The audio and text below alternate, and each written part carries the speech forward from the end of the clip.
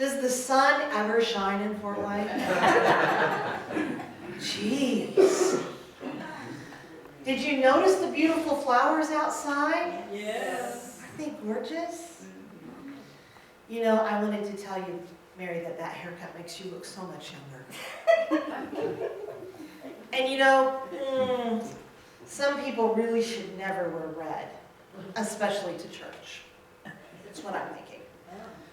What do all of those thoughts have in common? Your opinion. That's right. It's my opinion. Which really, I am on the podium. Right?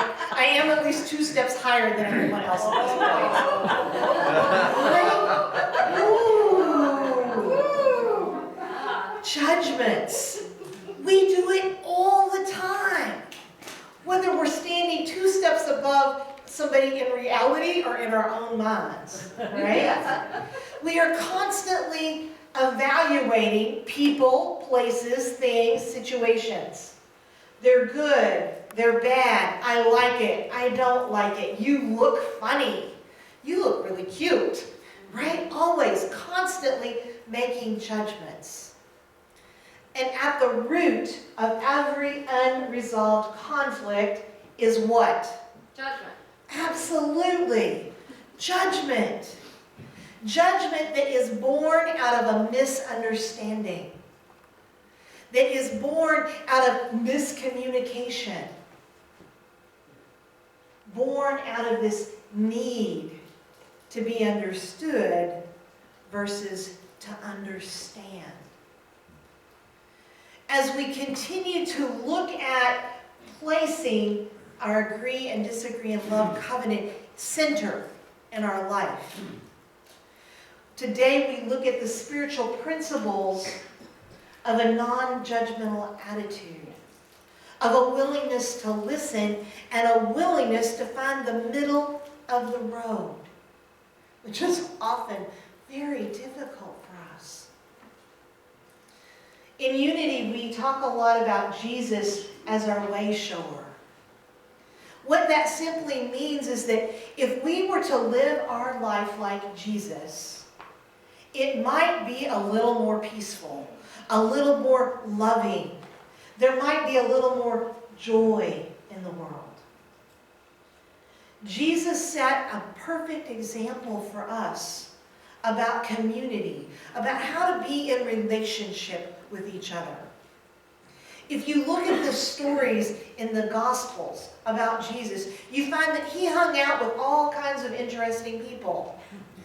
They were called tax collectors, adulteresses, lepers, people nobody else wanted to be around. And never in those stories do you see that Jesus was rushed, that he was distracted. In fact, he was probably the master of present time consciousness. I shared with my platform team that's a new word that I've learned that I'm really resonating with. Present time consciousness. It is the ability to be present right here, right now, and consciously aware of the other person. To presence them. There's a story in the New Testament about a rich young ruler that's coming to Jesus to ask him some questions. And it says that Jesus looked at him and loved him. Looked at him and loved him. There's a theologian, Reverend David Osberger of Fuller Theological Seminary, who writes, "Being heard is so close to being loved that for the average person it is indistinguishable." Think about that for a moment. Being loved and being heard, indistinguishable. So it could be that that passage could read, and Jesus looked at him and heard him. Can you imagine how much deeper your relationships might be. How much more loving, peaceful, and joyful if we can master that one simple thing, being present. And so our sixth spiritual principle comes out of James chapter 1, verse 19.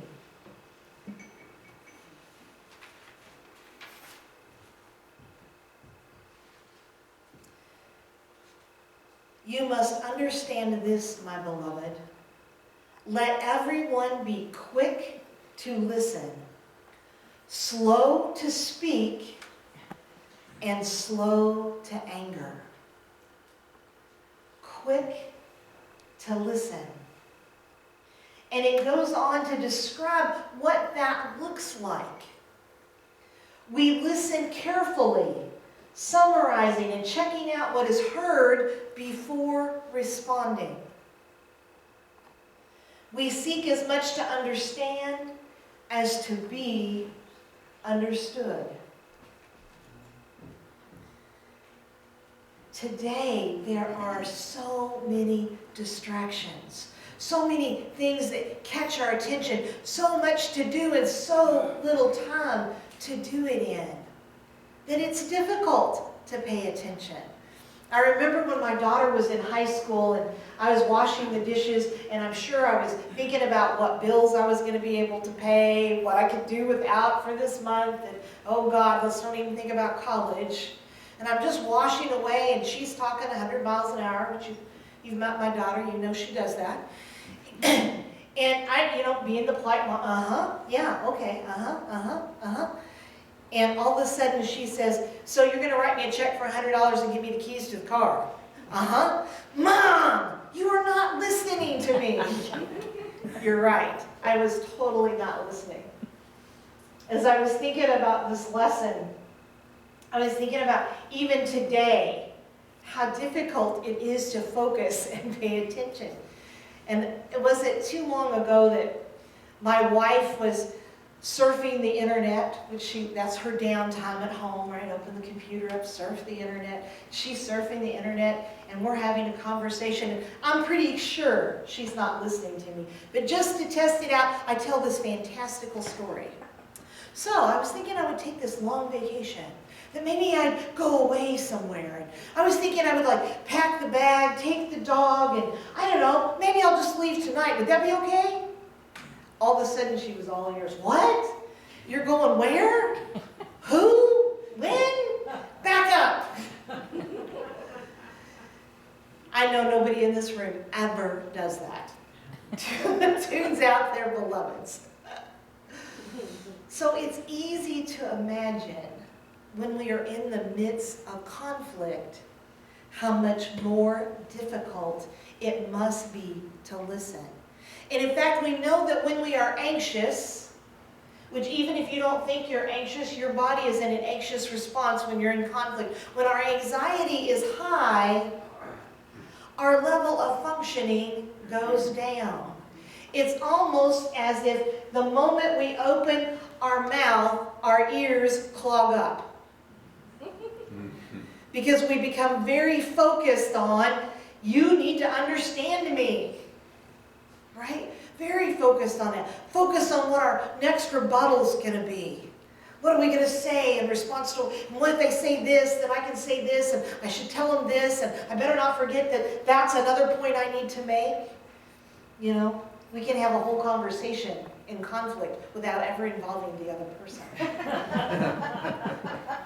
Yeah? And so the solution is to be present. To be fully present. Can you imagine what might happen if you could be curious? If you could put aside your agenda for a moment even, and just be curious, to ask questions, to allow the other person to be heard. Can you imagine what that anxiety would be like? We all have within us the need to be heard. And so when we are in the midst of conflict, if we can just set aside our agenda Become present to the moment right here, right now, and suspend judgment. What a concept. So our 8th spiritual principle is just that. Our 8th spiritual principle reads, 7th spiritual principle reads, we are slow to judge. We suspend judgments, end in enrolling others in our position, discard threats, and act in a non-defensive and a non-reactive way. So we talked about principle number 4 last week, which was go to the other. And we talked about how hurtful it is when instead of going directly to the source, we circumvent our conflict and we take it to other people. That when we enroll other people in our position, it not only hurts the other person, it hurts everyone involved. There is no good that comes from trying to enlist others in our position because there can be no peace. There can be no peace. And I know that we like to think that we're a church and therefore we're safe. And that good Christian people don't act that way. But the truth is, we live in a society, we live in a place where threatening behavior is not unusual. Being disrespectful is not unusual. People can threaten in their body language. They can threaten in their words, in the way that they speak, as well as just being physically threatening. And anytime we are disrespectful, that we are putting someone beneath us, we are threatening them. We're threatening their sense of security, their sense of consciousness. And I know that each and every one of you have a desire for Unity Fort Wayne Spiritual Center to be a safe, loving, open environment. I know that leadership this year has had to face several challenges, and that we have made a commitment as your leaders to address behaviors that are threatening, to address behaviors that are harmful to our community and to individuals. And as we think of no judgment, that doesn't mean that we excuse behaviors, right? And so I would ask you to join us in adopting this attitude of being conscious to the way you talk, being conscious to the way you posture yourself, be conscious of those around you. And know that the most loving and kind thing that you can do to someone when they're puffed up, when they're threatening, when they're being disrespectful, the most loving, kind thing you can do is say, that is not acceptable. That is not how we treat each other. That is not who we are. We are a people that are loving and kind and open. And we want a safe environment where you can agree and disagree in love. And know that you are honored despite the disagreement. When we are able to put these things on the shelf, then we can look at where our judgments are coming from. It talks in here about being non-reactive, right? Non-defensive, not defending. I'm a great defender. I probably should have been a defense lawyer. I love to defend my point. Sometimes I just love a good argument. I shared that with you guys at the beginning. Sometimes I just like that juice that it gives me. But one of the tools that I've learned, that I've shared with you before about being non-defensive and non-reactive, is realizing that you are my mirror. There is not anything that you have done that I haven't thought about doing in some context or another. Nothing. If I look hard enough. So if you're being unkind, I have to look for where I'm being unkind in my life. If you're being judgmental, I have to look at me judging your judgmentalness. Right? I love what the writer in Romans, how he summarizes this idea of judgment. Therefore, you have no excuse, whoever you are, when you judge others. For in passing judgment on another, you condemn yourself, because you, the judge, are doing the very same thing. The thing about realizing that you are me and I am you is that it opens the door. It puts us on a level playing field. And when we're on a level playing field, then it's easier to find the middle ground. And the ultimate goal in agreeing and disagreeing in love is finding the place where we meet, the place where we can agree. And that is the last principle in agreeing and disagreeing in love in action. It is negotiation.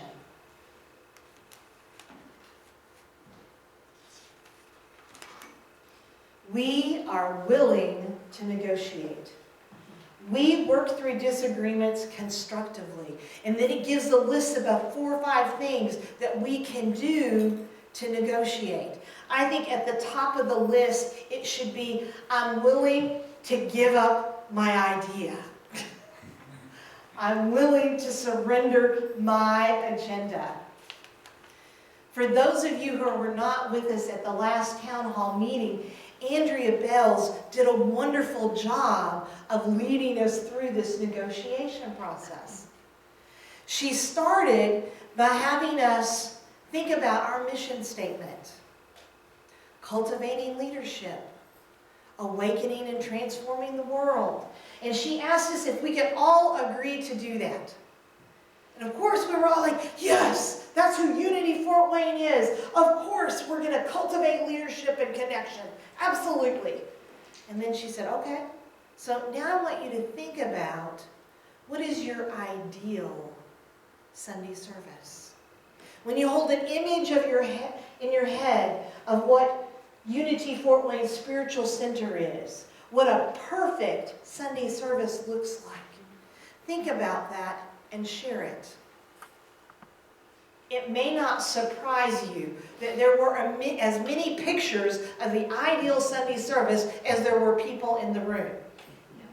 It didn't take a rocket scientist in the group to explain to us that to have the perfect service, we'd have to have about 7 of them on Sunday.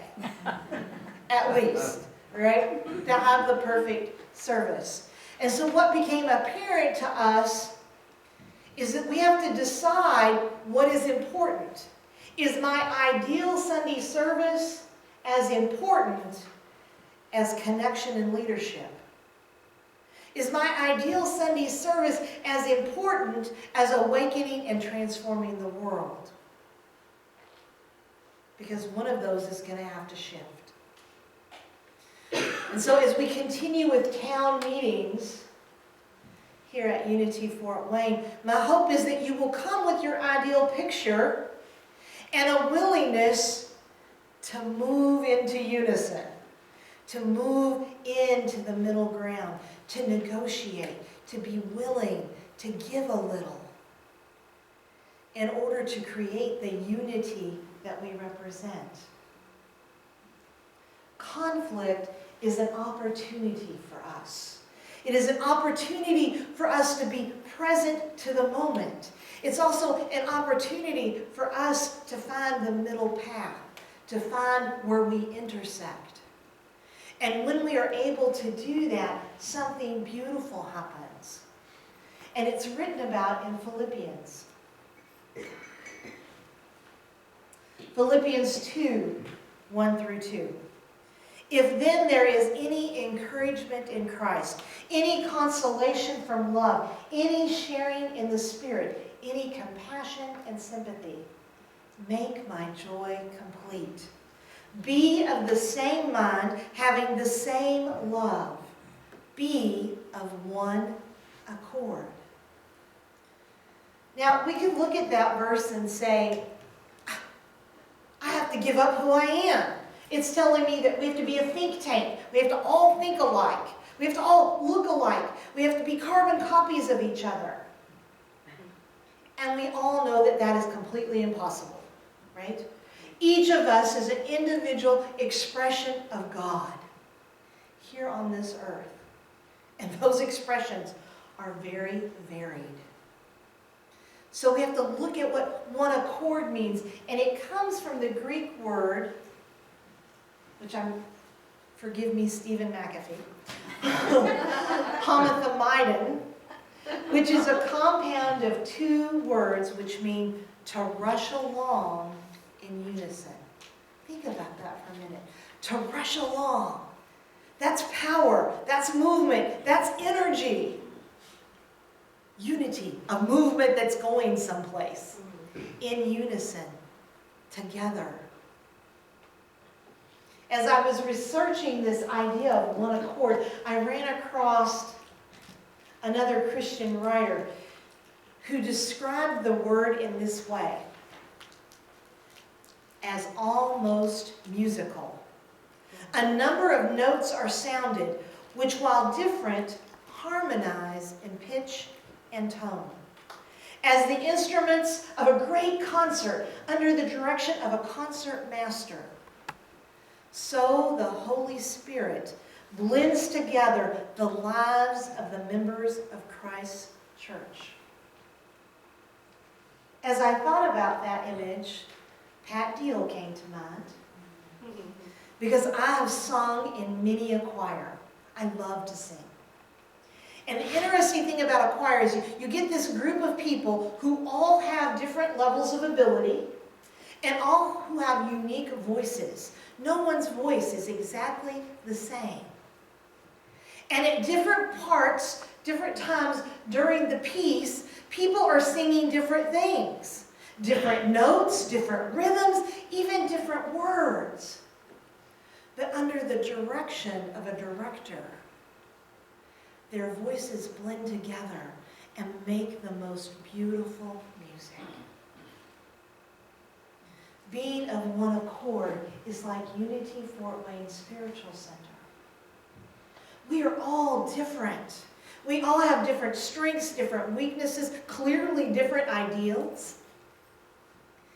And yet, when we agree and disagree in love, when we are willing to allow conflict to be an opportunity for us to have present time consciousness, an opportunity for us to shelve our judgment and to be fully present, and an opportunity for us to find that middle path, we become of one accord, one mind, one power, one passion. A power that has the ability to awaken and transform the world. Are you in? Yeah. Infinite love and gratitude.